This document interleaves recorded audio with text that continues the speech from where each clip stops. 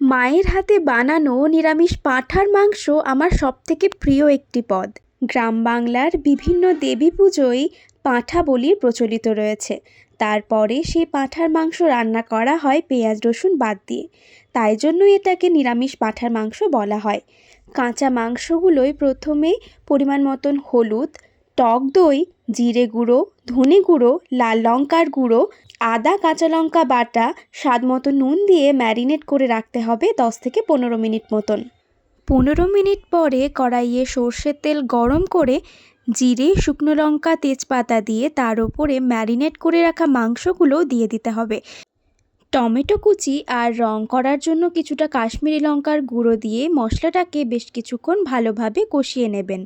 মশলা কষানো হয়ে গেলে একটা প্রেসার কুকারে পরিমাণ মতন জল দিয়ে কষিয়ে নেওয়া মাংসগুলো এর মধ্যে দিয়ে 2 থেকে 3টে সিটি দিলেই মাংসগুলো ভালোভাবে সেদ্ধ হয়ে যাবে। পাঁঠার মাংস রান্নার জন্য খুব একটা তেল মশলার ব্যবহার করা হয়নি, অল্প তেল মশলা দিয়েই রান্না করা হয়েছে।